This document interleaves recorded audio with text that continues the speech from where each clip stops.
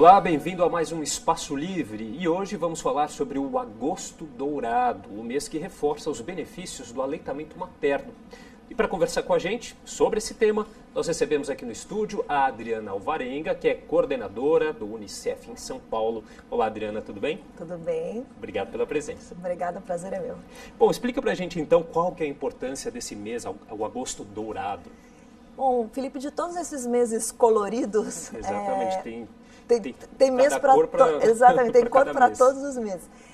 De todos os meses coloridos, acho que o Agosto Dourado é um dos mais importantes, porque ele diz respeito ao começo da vida das crianças, né? É o mês em que toda a sociedade é conscientizada e mobilizada sobre a importância da amamentação. E esse dourado faz justamente a alusão à riqueza do leite materno, né? O quanto ele é importante para o bebê e para a mãe. E eu acho que a sociedade, de uma maneira geral, até subestima um pouco a importância que tem esse aleitamento materno, né? Tanto para a mãe mesmo, quanto para o bebê, né? Por isso que o mês é tão importante, justamente para esclarecer para toda a sociedade, para as famílias, para as gestantes, para aquelas que já são mães, para as pessoas que estão ao redor, né, que podem apoiar a mãe nesse momento, para os serviços públicos, enfim, todos os profissionais de saúde que estão envolvidos nisso, o quanto esse momento da amamentação é importante. O leite materno, ele é um dos alimentos mais ricos para o bebê, né? Então, ele vem no ponto, né? Ele vem quentinho, está pronto a toda hora, e ele funciona como uma espécie de primeira vacina para o bebê, porque ele passa da mãe para o bebê uma série de anticorpos, de substâncias que vão fortalecer o organismo dessa criança. Então, dedicar um mês a esse tema é extremamente estratégico, principalmente num país como o Brasil, que ainda está longe de atingir as metas de aleitamento materno. Até porque é uma questão que evita aí a desnutrição e também influencia nessa questão da mortalidade infantil, né? Isso. O leite materno, a amamentação, né, tem uma série de benefícios, tanto para o bebê quanto para a criança. Então, como eu falei, ele funciona como uma vacina. Ele ajuda a proteger de doenças básicas como diarreia, como a desnutrição, inclusive contra doenças respiratórias, porque o bebê, no movimento de sucção, ele vai desenvolvendo o pulmão, né? Assim, vai fortalecendo todo o sistema respiratório dele. E ele também a amamentação também é muito importante para a mãe. Ajuda a prevenir o câncer de mama, ajuda a prevenir o câncer de útero, ovário, porque ele ajuda o útero a voltar ao normal depois do parto. Além de ter uma série de benefícios para o relacionamento da mãe com esse bebê, né? Para o fortalecimento do vínculo do bebê com a mãe. Então, ele é bom para todos os lados, para todos que estão envolvidos. Qual que é um período? Tem um período certo para esse aleitamento materno? Sim, o bebê deve começar a ser amamentado antes da primeira hora de vida, ou seja, logo que ele nasce, que passa pela avaliação rápida do médico, né, que fez o parto, ele já deve ir para o peito da mãe. Então, ele tem que ser, ele começa a ser amamentado nesse momento. E depois, a recomendação é que o bebê seja amamentado exclusivamente, ou seja, que ele receba somente o leite materno por 6 meses. Nesse período, ele não precisa de nada, além do leite materno. Ele não precisa de água, ele não precisa de chá, ele não precisa de nenhum outro alimento. Então, o leite materno é tão rico que ele resolve a situação da nutrição dos 6 primeiros meses. Depois dos 6 primeiros meses, tem que acrescentar outros alimentos saudáveis para a criança. Mas o bebê, a gente recomenda que o bebê seja amamentado até os 2 anos, pelo menos. E por que é tão importante nessas primeiras horas? Porque nas primeiras horas é quando o corpo da mulher produz o colostro, que é uma substância que vem antes do leite propriamente dito e que é riquíssimo em nutrientes para o bebê. Agora, qual que é a melhor maneira que você acha de conscientizar a população da importância dessa amamentação? Então, o mês de agosto esse ano, inclusive, está sendo dedicado ao tema do fortalecimento, de todo mundo junto, né? Assim, como é que a gente faz para que toda a sociedade se corresponsabilize pelo aleitamento, pela amamentação? Por quê? A mãe precisa saber o quanto é importante para ela e para o bebê o leite materno. Então, é um trabalho de conscientização mesmo dessas famílias. E isso acontece no serviço de saúde, ou seja, quando ela começa o pré-natal, ela já começa a ser orientada sobre o aleitamento materno. Então, ela tem que ser orientada sobre o aleitamento materno. Isso quer dizer que os profissionais de saúde têm que estar bem preparados para fazer isso. Campanhas de comunicação também ajudam muito e mostrando o quanto a responsabilidade, por isso não é só da mãe. Então é importante ter o apoio do pai, da família. Muitas vezes o começo não é fácil para a mãe e tem até uma coisa um pouco idealizada de que são momentos maravilhosos e às vezes é difícil. Então para ela superar esse momento, para a mãe superar esse momento, ela precisa de apoio. Então o trabalho aí é conjunto, é para que toda a sociedade entenda a importância e se corresponsabilize por isso. E tem outros aspectos, né? Então as empresas precisam, o empregador precisa liberar a funcionária depois dos 4 meses regulamentares de licença maternidade, está na lei, precisa liberar por 1 hora por dia ou 2 paradas de meia hora para que ela possa amamentar. E isso tem que ser feito num ambiente de cordialidade, de corresponsabilidade, né? Não é aquela postura de não tem outro jeito, eu tenho que liberar. Não, você está investindo também no fortalecimento daquela família. O bebê vai adoecer menos, a mãe vai se ausentar menos, enfim, é toda uma corrente que envolve essa questão da amamentação. É muito interessante, porque tem consequências na sociedade de uma maneira geral, né? Exatamente. Inclusive, se a gente for levar da maneira mais racional, até prejuízos, né, financeiros mesmo para as empresas, que a mãe depois vai ter que se ausentar mais, como você mesmo disse, do serviço. Exatamente, né? Exatamente. Então, se você for colocar na ponta do lápis, um estudo que o Unicef lançou recentemente mostra que se a gente investisse, né, se o mundo investisse por ano R$20 mais ou menos, que é 4,7 dólares por bebê nascido até 2025, a gente aumentaria o patamar de aleitamento materno e isso traria benefícios financeiros para todos os países. Então a conta é mais ou menos assim, de que $1 investido, 35 dólares retornam para a sociedade.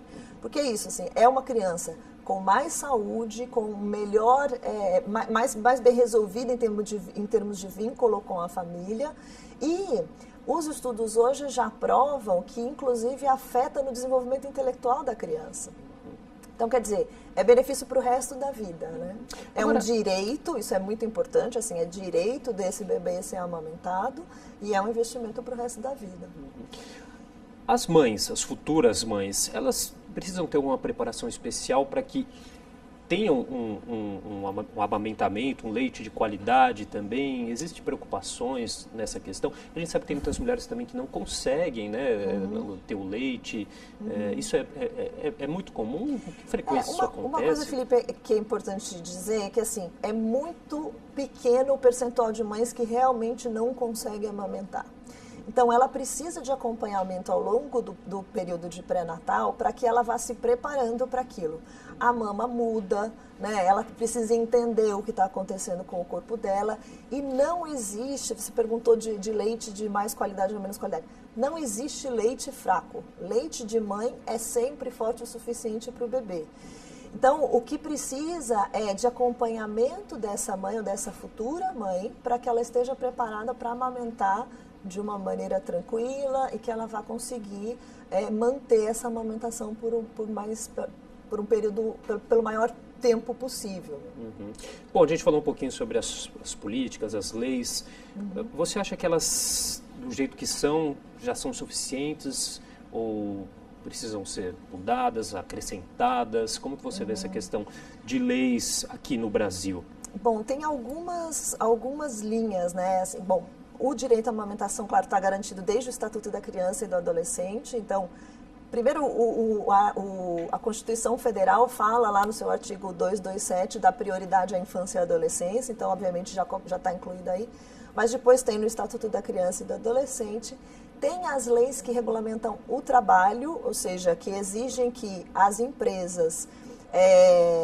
aliás, o empregador tem... A licença maternidade é absolutamente essencial, porque senão a mãe não consegue estar em casa para amamentar, né?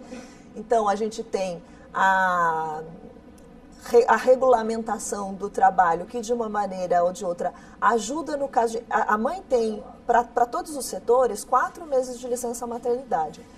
Mas as servidoras públicas têm 6 e as empresas, chamadas empresas cidadãs, também se comprometem a dar os 6 meses de licença maternidade, que é justamente o período que a gente fala que o bebê tem que ser amamentado exclusivamente no peito. O que falta? Mais empresas aderirem a esse sistema, para que de fato a mulher tenha esse direito de se ausentar. E para isso a informação é essencial também. Exatamente. Então a mulher precisa saber que ela tem esse direito e precisa exigir esse direito. Terminou a licença maternidade, mas ela ainda está amamentando, ela também tem direito a períodos para sair para amamentar essa criança. Que aí envolve outras questões até polêmicas sobre o constrangimento de ter que amamentar em lugares públicos, né? Como a sociedade enxerga isso também. Exatamente. Então essa é uma outra linha da legislação, né? Em algumas cidades, como em São Paulo, foram estabelecidas leis que, não sei se eu posso dizer regulamento, mas assim, que reafirmam que sim, a mulher pode amamentar em lugar público. E que o local público que não permite isso é multado, inclusive aqui em São Paulo, né? Que acaba sendo uma medida quase que extrema, mas enquanto você não muda a cultura, você tem que ir adotando medidas ao longo do caminho. E uma outra linha de legislação que o Brasil segue é com relação à regulamentação com as empresas que produzem os alimentos preparados que poderiam substituir o leite materno, porque nunca substituem, mas são fórmulas prontas para quem não dá o leite materno.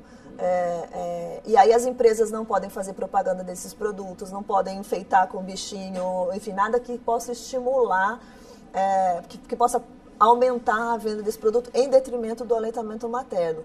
A mesma coisa cabe para chupetas, mamadeiras, enfim. Então, o Brasil tem um arcabouço legal bastante interessante para proteger e promover o aleitamento materno, mas que não é suficiente, né? A gente sempre precisa de cumprimento do que está na lei. 2 questões essenciais aí, a informação, a divulgação da informação e a fiscalização, né? Bom, nós vamos para um rápido intervalo e daqui a pouco nós voltamos com mais Espaço Livre. Até já.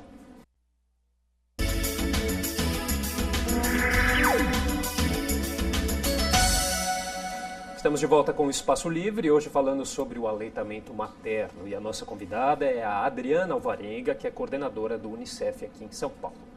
Adriana, a taxa de bebês brasileiros que são alimentados apenas com leite materno, ela é considerada baixa?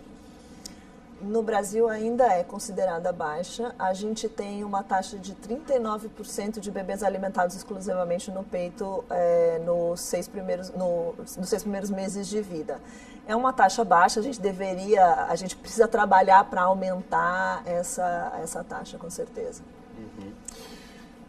Você ia falar alguma coisa? Não, porque eu ia dizer que como a gente estava conversando antes, Felipe, o ideal é que o bebê seja amamentado no peito por 6 meses. Se a gente tem uma taxa de 39% de bebês amamentados exclusivamente, imagina o tamanho do potencial que a gente está perdendo com todas essas crianças, que poderiam ter mais saúde, um melhor desenvolvimento, e, enfim, aquilo que a gente estava conversando, né? Assim, a longo prazo é um investimento para toda a sociedade. Agora, o Agosto Dourado, ele existe já há algum tempo? Porque também são campanhas que levam tempo para os efeitos vêm a longo prazo, ou não? Então, o Agosto Dourado, a campanha Agosto Dourado, sim, até porque essa moda de colocar cores nos meses é mais recente. Mas o Unicef e a Organização Mundial de Saúde vem falando isso há mais de 100 anos. Assim. Então, os estudos, cada ano, comprovam mais a importância do aleitamento materno, mas a gente ainda enfrenta uma porção de desafios para isso. Inclusive, é necessário investir recursos financeiros para melhorar essa questão. Porque parece uma coisa natural, né? Uma mulher já está ali com o peito, é só dar o peito. Não é bem assim. Precisa de profissional de saúde qualificado, isso exige recursos, isso exige investimento. Precisa que as empresas estejam conscientes, exige fiscalização. Então, é um conjunto, exige campanhas de conscientização e acompanhamento dos resultados, né? Então, esses dados precisam ser monitorados ano a ano para que a gente consiga entender o que está acontecendo no cenário do país e possa ir evoluindo. Essas campanhas que, na minha opinião, têm que ser até permanentes, até, né, para reforçar essa questão. No primeiro bloco a gente falava até da falta de informação das próprias pessoas que trabalham na área da saúde. A gente teve recentemente, acho que no ano passado, ou alguns anos, questões aí envolvendo, até dentro de hospitais, mães sofrendo tipos de constrangimento por amamentar, né, em locais públicos, o que é um absurdo, né? Estão dentro dos locais da saúde e isso acontece nesses locais, imagina em outros estabelecimentos. Exatamente, né? Os espaços têm que ser espaços de acolhida para essas mães. É um momento em que elas precisam de apoio de todo mundo, assim, do serviço de saúde, da família, da comunidade, enfim, não, é o contrário, né? Não é para reprimir, é para estimular e ajudar no que essa mulher precisa. Você acha que até por uma questão cultural, a falta desse apoio vem até de dentro de casa, muitas vezes? Muitas vezes vem, e muitas vezes por desconhecimento, né? As pessoas não entenderem, os próprios familiares não entenderem a importância do aleitamento materno, e exige tempo, exige dedicação, né? A mulher tem que ficar lá aconchegada com o bebê para que ele possa ter um momento de tranquilidade para amamentar. Depois você tem o tempo do bebê arrotar, enfim. É um investimento mesmo, né? Agora, é um investimento que vale tanto a pena, porque o retorno é tão importante, né? Assim, nessa construção de vínculo da mãe com o bebê, é um momento de transmissão de afeto tão grande. E aí você fala assim, bom, mas é uma função só da mãe. Né? E aí, cadê o pai? Cadê o irmãozinho mais velho? Né? Cadê os outros membros da família? Eles precisam estar por perto, né? Precisam dar apoio. Às vezes o fato do pai estar do lado já ajuda a mãe a se acalmar. Às vezes o ato dele trazer uma água, cuidar da alimentação mais adequada dessa mãe, enfim, tudo isso compõe um cenário mais adequado para a amamentação. Que legal. E tem outras questões aí também que impedem essa amamentação feita de forma adequada, que são questões de saúde da própria mulher, como uma depressão pós-parto, né? A ideia, até por uma vaidade de achar absurda, que achar que a amamentação pode estragar o corpo. Isso acontece também, né? Acontece também é uma questão cultural. Bom, depressão pós-parto é uma doença, né? Então ela precisa ser tratada como tal, e a mãe, aí de novo, a importância da família estar atenta, né? Porque precisa estar atenta aos sinais que essa mãe está emitindo e, se for preciso, procurar um serviço de saúde, né? Porque aí precisa realmente tratar uma questão de saúde da mulher.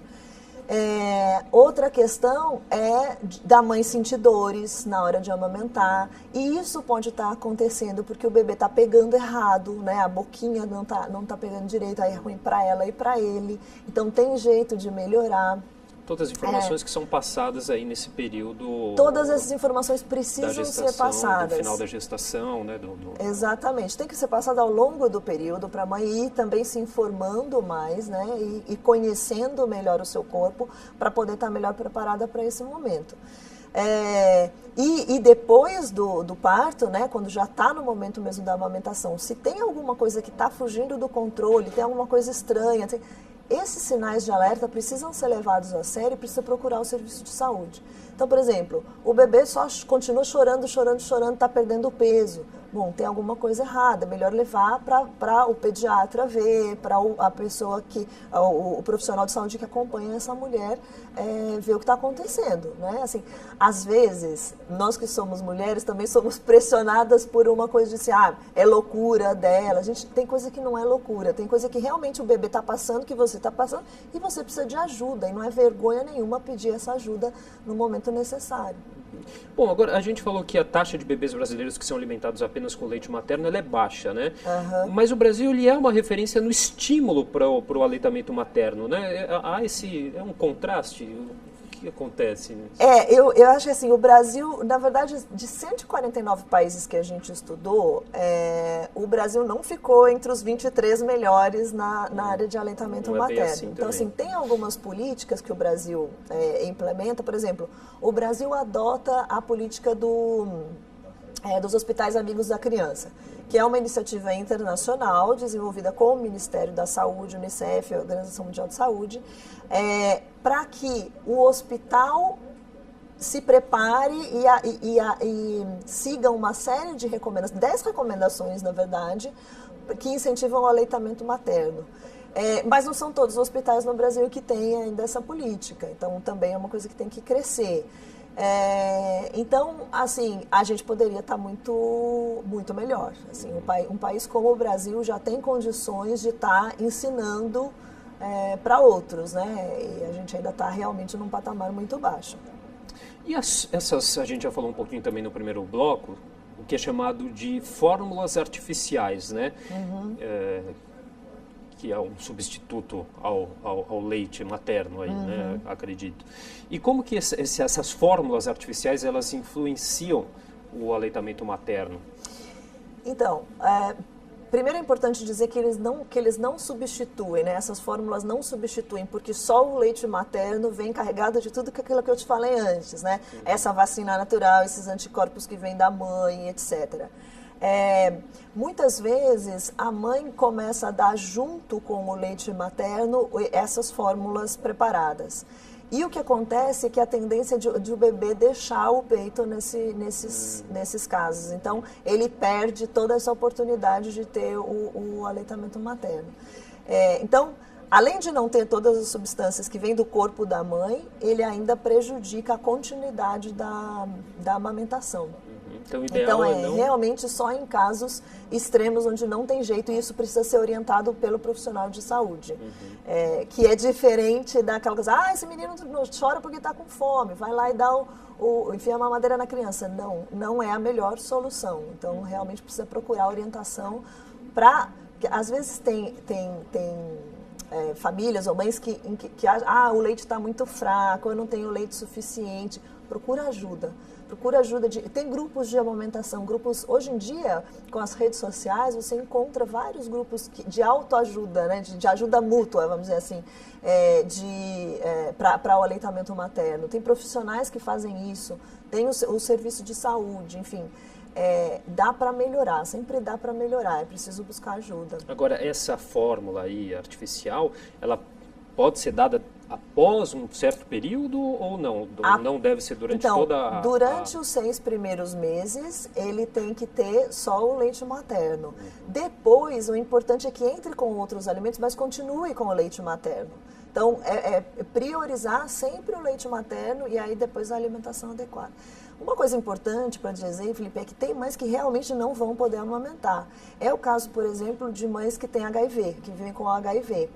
Porque aí o vírus pode ser transmitido pelo leite materno. Então, hoje em dia tem estudos e tem experiências mostrando que até nesse caso já estão sendo encontradas soluções. Mas aí, de novo, é preciso procurar o serviço de saúde para ter uma orientação correta. Em geral, não pode, mas, enfim, são as exceções. Exatamente. Vou falar um pouquinho como que funcionam os bancos de leite humano. Bom, os bancos de leite humanos são espaços em que aquelas mães que produzem mais leite do que elas precisam para o seu bebê, porque de fato tem mães que produzem mais, podem doar o leite para esses bancos que armazenam corretamente o leite e depois repassam para mães que por algum motivo ou outro, não puderam amamentar. Então, é uma alternativa quando a mãe, de fato, não teve como suprir essa necessidade da amamentação. Agora a gente escuta histórias, às vezes, de uma conhecida amamenta o filho de uma mãe que, às vezes, não tem o leite. Isso é uma prática não aconselhável, mas eu acho que hoje não tem problema? É uma prática rara, né? Mas lembra muito a nossa história das as amas de leite, né, que chamavam de uma passar para outra. O ideal é que seja da própria mãe, né? Mas, em casos de necessidade, procurar o banco de leite. Até por toda essa questão já desse com o primeiro contato com a mãe, que também é fundamental, né? Exatamente. Bom, e no banco de leite, aquele leite é testado, é controlado, você sabe exatamente o que pode e o que não pode. Para a gente finalizar, então, quais outras maneiras que a gente pode dizer aí que ajudam as mães que não conseguem amamentar? Eu acho que o principal é buscar orientação desde o pré-natal. Então, precisa fazer pelo menos 7 consultas de pré-natal durante a gestação, onde ela tem que exigir, inclusive, do profissional de saúde essa orientação. A gente precisa continuar investindo nos profissionais de saúde para que eles estejam mais sensíveis a essa causa e mais preparados para orientar as mães. O apoio da família sempre, da comunidade, né? Então,